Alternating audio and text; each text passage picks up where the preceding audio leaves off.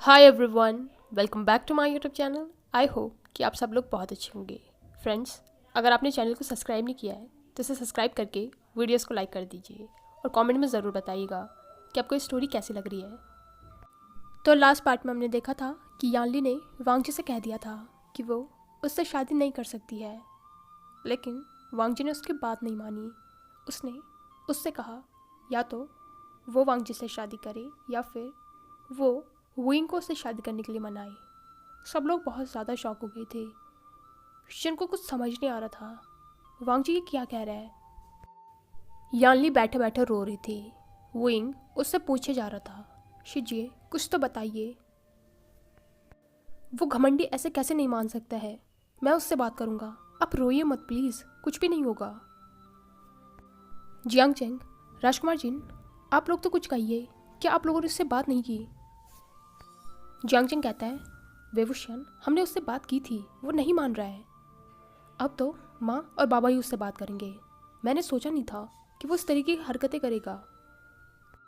उसका दिमाग खराब हो गया है। यानली रोई जा रही थी।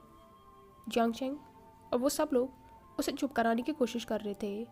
यानली ने वुइंग को नहीं बताया क्योंकि वो नहीं चाहती कि उसकी वजह से वुइंग मुसीबत में पड़ जाए। उसे पता है वुइंग लान वांगजी को बिल्कुल भी पसंद नहीं करता है। उससे शादी करना तो बहुत दूर की बात है। लेकिन जब यानली ने रोना बंद नहीं किया तो वुइंग फ्रस्ट्रेट हो गया। वो कहता है, मैं उससे बात करने जा रहा हूँ। जियांग चेंग, तुम माँ और बाबा को बता देना। इससे पहले कि वो लोग वुइंग को रोक दे, वुइंग वहाँ से चला गया। यानली कहती है, अचेंग उसे रोको। अगर लान वांगजी ने उससे कह दिया कि वो उससे शादी करना चाहता है तो मेरी वजह से वो मान जाएगा। वुइंग बहुत ज़्यादा गुस्से में था और वो वांगजी के कमरे की तरफ जा रहा था। यानली, जियांग चेंग और जिन जुशुआन के साथ उसे रोकने जा रहे थे। वांगजी अपने कमरे में बैठा मेडिटेशन कर रहा था। वो सुबह की सारी बातें सोच रहा था। वो खुद भी यानली से शादी नहीं करना चाहता है। वो कैसे यानली से शादी कर सकता है जब वो सच में विंग को पसंद करने लग गया है। उसने सोचा था कि यानली को मना करके वो विंग के सामने अपनी शादी का प्रस्ताव रखेगा, लेकिन सब कुछ गड़बड़ हो गया। आज सुबह वो विंग से मिलने उसके कमरे की तरफ जा रहा था। उसने सोच लिया था कि यानली को वो मना कर देगा। वो विंग से बात करना चाहता है क्योंकि पहले ही उन दोनों के बीच में मिसअंडरस्टैंडिंग है। बात करके वो उसे सॉल्व करेगा। उसकी सच में गलती थी जो वो ओमेगाओं को इतना कमज़ोर समझता है। वेवुशियन बिल्कुल भी कमज़ोर नहीं है। जैसे वो उसके कमरे के सामने पहुंचा, वहाँ पर जो गार्ड थे उन्होंने उसे प्रणाम किया। वांगजी कहता है, मुझे अंदर जाना है। इस पर वो गार्ड कहते हैं, सेनापति लान, राजकुमार वे यहाँ पर नहीं है, वो राजकुमारी जियांग के कमरे में है। इसलिए वांगजी उनके कमरे की तरफ चला गया। वो सोच रहा था कि वहाँ पर वो राजकुमारी यानली को भी मना कर देगा। वांगजी ने यानली के कमरे से जूशुआन को निकलते हुए देखा। उसके बाद जैसे ही वो दरवाजे पर नॉक करने वाला था, उसने विंग की आवाज़ सुनी जो शायद अपनी बहन से कह रहा था, शिजिए चाहे कुछ भी हो जाए अपने डिसीजन से पीछे मत हटना। वो मना भी करे तब भी उससे कह देना कि आप उससे शादी नहीं करना चाहती हैं। वैसे भी उस पत्थर से इंसान से कौन शादी करेगा? जो भी उससे शादी करेगा उसकी तो ज़िंदगी ही बर्बाद है। अगर आप अभी डर गई ना तो उसके साथ ज़िंदगी भर के लिए फंस जाएंगी। वांगजी का हाथ हवा में ही रुक गया। उसने दरवाजे पर नॉक नहीं किया। वो अपने हाथ को पीछे खींचकर सोचता है, वेवुशियन क्यों वो मेरे बारे में ऐसा सोचता है? उसके बाद वो सीधे कंपटीशन के लिए चला गया। प्रेजेंट में वांगजी बहुत ज़्यादा गुस्सा था। उसने सोचा नहीं था कि विंग भी उसके बारे में ये सब कुछ सोचता होगा। उसका क्या मतलब था कि वांगजी के साथ जो रहेगा उसकी ज़िंदगी बर्बाद हो जाएगी? क्या वो इतना बुरा है? वो मानता है कि कुछ गलत फहमियों की वजह से वो दोनों एक दूसरे को पसंद नहीं करते हैं, लेकिन वांगजी ने तो कभी भी उसके बारे में इस तरीके से नहीं सोचा। पत्थर होने से उसका क्या मतलब है? क्योंकि वो उसकी तरह शेमलेस नहीं है, इसका मतलब कि उसमें कोई इमोशंस नहीं है। वांगजी को पता है कि सब लोग उसके बारे में कैसा सोचते हैं और उसे इस बात से कोई फ़र्क भी नहीं पड़ता है। जब दरबार में ओमेगाओं ने भी उसे शादी करने से मना कर दिया था तब भी उसे कोई फ़र्क नहीं पड़ा था, लेकिन पता नहीं क्यों जब उससे ये पता चला कि विंग उसके बारे में क्या सोचता है, ये जानकर उसे सच में बुरा लग रहा है। नहीं, उसे बुरा नहीं लग रहा है, उसे बहुत ज़्यादा गुस्सा आ रहा है और इसीलिए उसने अपना ये सारा गुस्सा यानली के ऊपर उतारा। वो खुद से ही कहता है, वेवुशियन, मेरे साथ जो रहेगा उसकी ज़िंदगी बर्बाद हो जाएगी। देखते हैं तुम्हारी ज़िंदगी कैसे चलती है।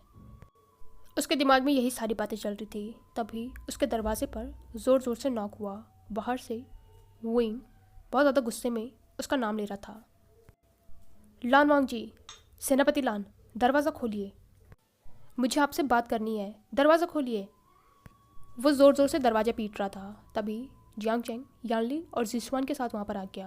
यानली उसे रोक कर कहती है, आशियन, ये क्या कर रहे हो? वो उसका हाथ पकड़ कर कहती है, यहाँ से चलो, उससे कोई भी बात करने की ज़रूरत नहीं है, यहाँ से चलो तुम। विंग कहता है, नहीं शीजिए, मुझे उससे बात करनी है। वो अपने आप को समझता क्या है? डरते होंगे उससे बाकी लोग, मैं किसी से भी नहीं डरता हूँ।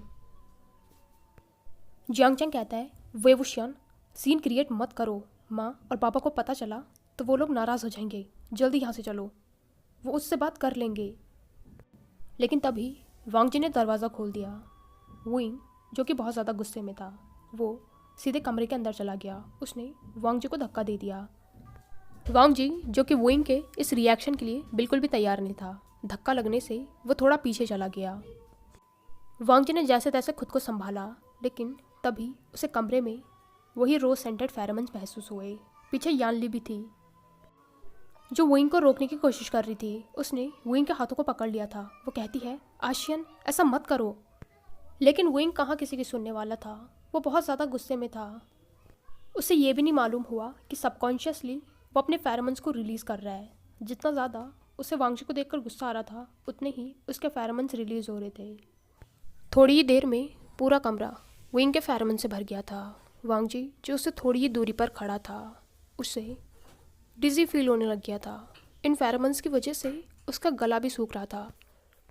उसे अपनी बॉडी में एक अलग सी सेंसेशन फील हो रही थी। उसे समझ नहीं आ रहा था कि ये फेरोमोन्स विंग से आ रहे हैं या फिर यानली से। वांग जी ने विंग की तरफ अपना हाथ आगे बढ़ाया, लेकिन जंक्शन ने उसके हाथ को पीछे झटक दिया। वो कहता है, उससे दूर रहो। लेकिन फिर उसने वांग जी की हालत को नोटिस किया, जिसका माथा पसीने से भर चुका था और उसके हाथ भी कांप रहे थे। वो विंग की तरफ आगे बढ़ रहा था, लेकिन उसके पैर लड़खड़ा रहे थे। जियांग चेंग को समझ नहीं आ रहा था कि ये लान वांग जी को क्या हो गया, क्या इसकी तबीयत खराब है।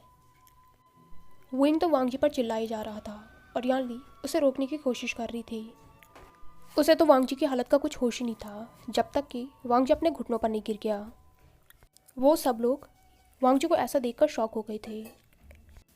इससे पहले कि जियांग चेंग वांग जी को चेक करता, बाहर से शिचन अंदर आ गया। उसके साथ साथ उसके अंकल और जियांग चेंग के पेरेंट्स भी थे। उन लोगों को झगड़ता देखकर बाहर जो गार्ड थे, उन्होंने इन लोगों को इन्फॉर्म कर दिया था। शिचन और चिरन ने जैसे ही वांग जी की हालत को नोटिस किया, वो दौड़कर उसके पास चले गए। शिचन ने वांग जी के चेहरे को छुआ। वो कहता है, वांग जी, तुम ठीक हो ना? उसने उसे चेक किया। मैडम यू अपने बच्चों से कहती है, तुम लोग यहाँ पर क्या कर रहे हो? ये सब कुछ क्या हो रहा है? विंग के फेरोमोन्स की वजह से वांग जी बिल्कुल अनकंट्रोल हो गया था। वो उसकी तरफ अपना हाथ बढ़ा रहा था। जैसे ही शिचन ने रियलाइज़ किया कि वांग जी के साथ क्या हुआ है, तो वो यानली की तरफ देखकर चिल्लाकर कहता है, राजकुमारी, आप ये क्या कर रही हैं? अपने फेरोमोन्स को कंट्रोल कीजिए। आपको दिख नहीं रहा है, वांग जी पर उनका असर हो रहा है। इस तरीके से वो खुद को कंट्रोल नहीं कर पाएगा।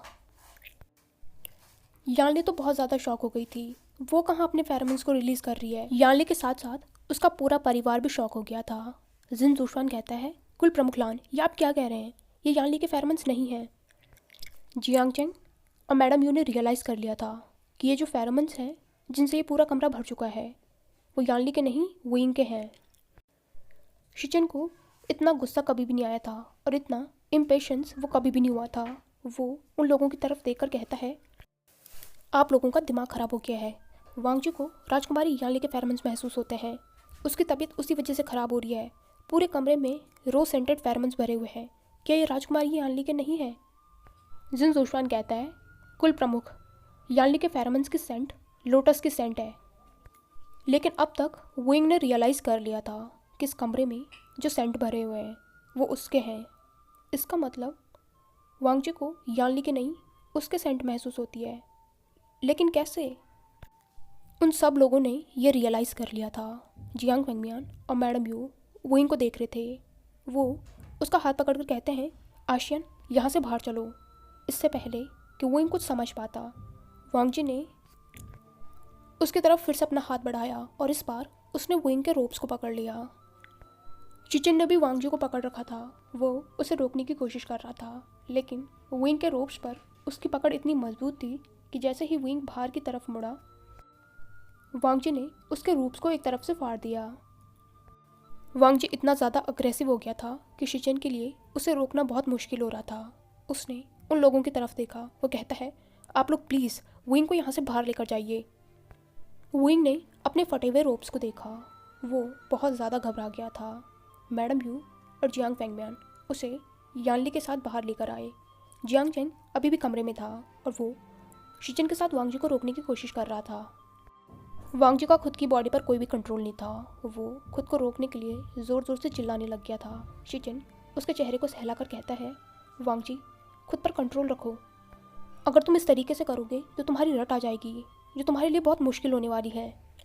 जियांग चेंग भी वांगजी को देख रहा था। ये पहली बार था जो वो वांगजी को इतना अग्रेसिवली बिहेव करते हुए देख रहा था। उसने वांगजी के साथ बहुत से नाइट हंट किए हैं, बहुत से युद्ध पे भी गया है। सिचुएशन चाहे कैसी भी रही हो, लेकिन वांगजी ने अपना कंट्रोल कभी भी नहीं खोया। जियांग चेंग ये देखकर हैरान था कि हमेशा इतना शांत रहने वाला वांगजी इस तरीके से कैसे बिहेव कर सकता है। शिचिन और चिरिन दोनों ही वांगजी के लिए बहुत ज़्यादा परेशान थे। उन्हें अभी अभी जो पता चला है उससे वो शौक तो थे ही, लेकिन साथ में उन्हें अभी किसी तरीके से वांगजी को शांत करना है। इसलिए लेंचरेन ने अपनी स्पिरिचुअल पावर से उसे बेहोश कर दिया। जंगशर डर कर कहता है, ये से क्या हो रहा है? इस पर शिचिन कहता है, कुछ नहीं हो रहा है, वो बस सो रहा है। फाइनली वांगजी को काबू में देखकर उन तीनों ने वहाँ पर चैन की सांस ली। शिचिन जियांग चेंग को देखकर कहता है, ये सब कुछ क्या हो रहा है? क्या वो रोज़ सेंटेड फेरोमोन्स मास्टर वे के हैं? इस पर जियांग चेंग कहता है, हाँ, मेरी शिजिए के फेरोमोन्स की स्मेल लोटस की है। शिचिन कहता है, ऐसा कैसे हो सकता है? वांगजी ने मुझे खुद बताया था कि उसे राजकुमारी यानली के सेंट महसूस हो रही है, वो भी रोज़ की। मुझे पूरा यकीन है, उसने रोज़ सेंटिटी कहा था। जियांग चेंग कहता है, मुझे कुछ समझ में नहीं आ रहा है। चिरिन, जो कि अभी तक बिल्कुल चुप था, वो कहता है, इसमें समझने वाली कोई भी बात नहीं है। वांगजी को जिस ओमेगा के सेंट महसूस होती है वो राजकुमारी यानली नहीं बल्कि राजकुमार वे वुशान है। शिचिन और जियांग चेंग कंफ्यूज होकर अंकल से पूछते हैं, लेकिन अंकल, वांगजी को राजकुमारी यानली के फेरोमोन्स क्यों महसूस होते थे? चिरन कहता है, मैंने कहा ना, उसे राजकुमारी यानली के फेरोमोन्स नहीं महसूस होते, वो राजकुमार वे के फेरोमोन्स थे। वे वुशियान के फेरोमोन्स बहुत ही ज़्यादा डोमिनेंट हैं। वो राजकुमारी यानली के साथ ज़्यादा समय बिताता है, इसलिए राजकुमारी यानली के ऊपर भी उसके फेरोमोन्स थे। क्योंकि वांगजी को किसी भी ओमेगा के सेंट महसूस नहीं होती, इसलिए राजकुमारी यानली के ऊपर जो वुइंग के फेरोमोन्स थे उसे सिर्फ वो महसूस हो रहे थे, ना कि राजकुमारी यानली के। और क्योंकि बाकी सब अल्फाओं को सभी ओमेगाओं की सेंट महसूस होती है, इसलिए बाकी लोगों को राजकुमारी यानली के जो अपने फेरोमोन्स हैं वो महसूस हो रहे थे। जियांग चेंग तो अभी भी कंफ्यूज था, उसे अभी भी कुछ भी समझ नहीं आया, लेकिन शिचिन अब सब कुछ समझ गया है। वो अपने अंकल को देखकर कहता है, अंकल, तो फिर अब हम क्या करेंगे?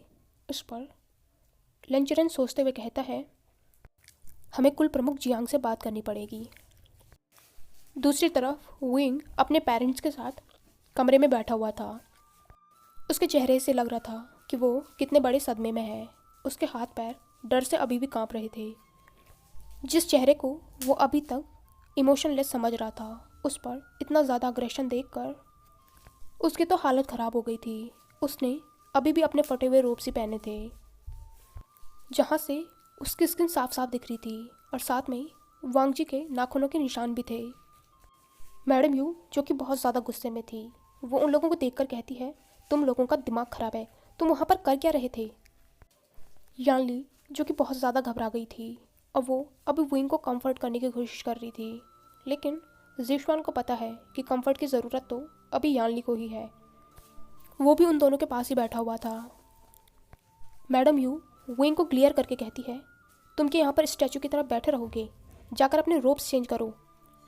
विंग अभी सोचने समझने की हालत में बिल्कुल भी नहीं था। अगर वो अपनी जगह से उठा तो वो नीचे गिर जाएगा। उसके हाथ पैर उसे अभी इतने कमज़ोर महसूस हो रहे थे। फेंगमियान मैडम यू को समझाकर कहते हैं, महारानी यू, आप शांत हो जाइए, उसकी हालत देखिए। फिर वो बिल्कुल शांति से यानली से पूछते हैं कि ये सब कुछ क्या हो रहा था। इस पर यानली और ज़ीशुआन ने उसे सब कुछ बता दिया कि कैसे वो वांगजी को मना करने गए थे और वांगजी ने उनके सामने क्या शर्त रखी। उनकी बात सुनकर फेंगमियान और मैडम यू दोनों ही हैरान थे और साथ में वुइंग भी। वुइंग अपने पेरेंट्स को देखकर कहता है, मैं उस घमंडी की बात कभी भी नहीं मानूंगा। आप लोगों ने अभी देखा ना उसने किस तरीके से बिहेव किया, वो तो मेरी जान ही ले लेता। तभी जियांग चेंग अंदर कमरे में आ गया। वो कहता है उसने वो सब कुछ जानबूझकर नहीं किया था। सब लोगों ने उसकी तरफ देखा। इस पर वुइंग कहता है, तुम ये क्या कह रहे हो, तुमने देखा नहीं? जियांग चेंग कहता है, ये सब कुछ उसकी नहीं तुम्हारी गलती थी, तुमने वहाँ पर अपने फेरोमोन्स रिलीज़ किए थे। फिर वो अपने पेरेंट्स को देखकर कहता है, लान वांगजी को जो फेरोमोन्स महसूस होते हैं वो वेवुशियान के हैं, न कि शिजिए के। फिर उसने उन सबको एक्सप्लेन किया जो भी उसे लेंजरे ने अभी अभी बताया था। जियांग फेंगमियान और मैडम यू तो जल्दी से समझ गए थे, लेकिन वो बाकी अभी भी कंफ्यूज थे। यानली कहती है, अचिंग, तुम्हारा मतलब है कि सेनापति लान को मेरे फेरोमोन्स महसूस नहीं होते, बल्कि मेरे ऊपर जो आइन के फेरोमोन हैं वो महसूस होते हैं। इस पर जंगशा ने नोट किया। वो कहता है, आप उसके साथ ज़्यादा रहती हैं, इसलिए आपके ऊपर उसके फेरोमोन्स भी ज़्यादा हैं। और जब भी लान वांगजी को आपके फेरोमोन्स महसूस हुए हैं तब आप दोनों साथ में थे, इसलिए उसे कभी समझ ही नहीं आया कि ये फेरोमोन्स आपके हैं या इसके हैं। ये सब कुछ सुनकर जिन ज़ूफान तो बहुत ज़्यादा खुश हो गया था। फाइनली उसे यानली के फेरोमोन्स महसूस नहीं होते, इसका मतलब वो यानली से शादी नहीं करेगा। लेकिन विंग की मुश्किलें बढ़ गई थी, उसका दिमाग ख़राब हो रहा था।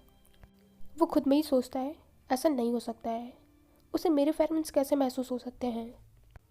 इसका मतलब अब मुझे उससे शादी करनी पड़ेगी। कभी भी नहीं, मैं उससे कभी भी शादी नहीं करूँगा। मैडम यू और जियांग फेंगमियान सब कुछ समझ गए थे, अब उन्हें लंच रन से बात करनी पड़ेगी। तभी मैडम यू जिन जूशवान को देखकर कहती है, राजकुमार जिन, वैसे आप यहाँ पर क्या कर रहे हैं? जिन जूशवान ने अपनी गर्दन झुका ली थी क्योंकि मैडम यू को सब कुछ पता है। वो कहती हैं, तो आपको याद आ ही गई कि यानली को आप पसंद करते हैं। उस दिन दरबार में जब वांगजी ने इसके लिए अपना रिश्ता रखा था तब आपके मुंह पे ताला लगा हुआ था। यीशुआन ने अभी भी गर्दन झुका रखी थी, वो कुछ बोल नहीं रहा था। तो यानली कहती है, माँ, अभी हमें आश्रम के बारे में सोचना चाहिए। इस पर मैडम यू शाई करके कहती है, अब विंग के अलावा ये भी है जिसे तुम बचाओगी। यानली ने कुछ नहीं कहा तो मैडम यू उसे देखकर कहती है, अगर आपने आगे से इस तरीके की हरकतें की तो याद रखिएगा अभी तक शादी हुई नहीं है। ज़ीशुआन ने इस पर नोट किया। वो उन दोनों को बो करके कहता है, मुझे माफ़ कर दीजिए, लेकिन आगे से ऐसी कोई भी गलती नहीं होगी। मैं यानली का पूरा ख्याल रखूँगा। मैडम यू उन सबसे कहती है, ठीक है, तुम लोग आराम कर लो। आइंग, जाकर कपड़े चेंज करो और अपने ज़ख्म पर दवा लगा लो। इन सब चीज़ों के बारे में हम बाद में बात करेंगे। और इसके बाद मैडम यू जियांग वेंगमियान के साथ वहाँ से चली गई। जियांग चेंग वुइंग के बगल में बैठ गया और यानली उसके ज़ख्म के लिए दवाई बनाने लगी। जियांग चेंग ने उन नाखूनों के निशानों को छुआ तो वुइंग ने दर्द की आवाज़ की। जंगशा कहता है कि इतना दर्द हो रहा है? इस पर वुइंग कहता है, तुम्हें दिख नहीं रहा है उसने मुझे किस तरीके से नोचा है? क्या कोई जंगली जानवर है? एक पल के लिए तो मेरी जान ही निकल गई थी, मुझे तो लगा था कि वो मेरी खाली निकाल लेगा। इस पर जियांग चेंग ने जानबूझकर उसकी चोट को प्रेस किया जिससे विंग को और ज़्यादा दर्द हुआ। वो जंगशा के पीछे उसे मारने दौड़ने लगा। यानली उसे पकड़कर वापस बिठाकर कहती है, आशियन, तुम्हें चोट लगी है, यहाँ बैठो। और उसके बाद वो उसे मरहम लगाने लगी। विंग जियांग चेंग को देखकर कहता है, वैसे जंगशा, वो जंगली है कैसा? कि उसकी तबीयत ज़्यादा ख़राब है, उसे हुआ क्या है। इस पर जियांग चेंग उसकी तरफ देखकर कहता है, तुम्हें क्या करना है, मुझे ये मत कहना कि तुम्हें उसकी टेंशन हो रही है। इस पर विंग मुंह बनाकर कहता है, मुझे क्यों उसकी टेंशन होगी, लेकिन फिर भी उसकी हालत ख़राब हो गई थी, उससे क्या हुआ था। इस पर जियांग चेंग कहता है, तुम्हारे फेरोमोन्स की वजह से वो सब कुछ हुआ। वो खुद को कंट्रोल नहीं कर पा रहा था। ये पहली बार था जो मैंने उसे इस तरीके से देखा होगा। मुझे तो यकीन ही नहीं हो रहा है कि ये वो लान वांगजी है जो कभी भी किसी के सामने नहीं झुका। तुम्हारे फेरोमोन्स ने उसे घुटनों पर ला दिया। विंग स्प्रिक करके कहता है, मैंने कहा था ना, मैं किसी से भी कम नहीं हूँ। इस पर जियांग चेंग कहता है, ज़्यादा खुश होने की ज़रूरत नहीं है। तुम्हें क्या लगता है वो इतनी आसानी से तुम्हारा पीछा छोड़ेगा। तुम्हारी ज़िंदगी हेल होने वाली है क्योंकि तुम्हारा सामना लान वांगजी से हुआ है। अब तुम्हें भगवान ही उससे बचाए। विंग एक पल के लिए चुप हो गया था, उसका चेहरा भी उतर गया था। उसे सच में डर लग रहा है। जिस तरीके से अभी वांगजी ने उस पर हमला किया था, अगर उसने आगे भी ऐसा ही किया तो विंग क्या करेगा। उसे चिंता में देखकर याली ने जियांग चेंग की तरफ ग्लेयर किया। वो कहती है, अचिंग, उसे डराना ज़रूरी है क्या। इस पर जियांग चेंग कहता है, शिजिए, मैं उसे डरा नहीं रहा हूँ, मैं उसे सच बता रहा हूँ। ठीक है, आप उसे मरहम लगाइए, मुझे कुछ काम है। और इसके बाद जियांग चेंग वहाँ से चला गया। ज़ीशुआन भी कहता है, आप लोग अपना ध्यान रखिएगा और तब तक आराम कीजिए। और उसके बाद वो भी चला गया। विंग कहता है, शिजिए, अब मैं क्या करूँगा। इस पर याली कहती है, आशियन, तुम्हें चिंता करने की बिल्कुल भी ज़रूरत नहीं है। लान वांगजी तुम्हारा कुछ नहीं बिगाड़ सकता है जब तक माँ और बाबा तुम्हारे साथ हैं, और फिर हम भी तो हैं। तुम्हें कुछ भी नहीं होगा, तुम डरो मत। तुम जाकर अपने कपड़े चेंज कर लो और उसके बाद आराम कर लेना। इस पर विंग ने नोट किया। याली के जाने के बाद विंग ने अपने उन फटे हुए रोब्स को निकाला और नए रोब्स पहने। उसकी नज़रों के सामने अभी भी वांगजी का वो चेहरा आ रहा था जिसमें वो बहुत ज़्यादा दर्द में लग रहा था। विंग सोचता है, किसी के फेरोमोन्स की वजह से कि किसी की हालत ऐसी हो सकती है, लेकिन अब मैं करूँगा क्या। फिर वो खुद से ही कहता है, चाहे जो भी हो, लेकिन शादी तो मैं उससे नहीं करूँगा। हाय एवरीवन, आई होप कि आपको ये पार्ट पसंद आया हो। अगर आपको ये वीडियो पसंद आई हो तो इसे लाइक, कमेंट, शेयर और चैनल को पक्का से सब्सक्राइब कीजिए। Thank you.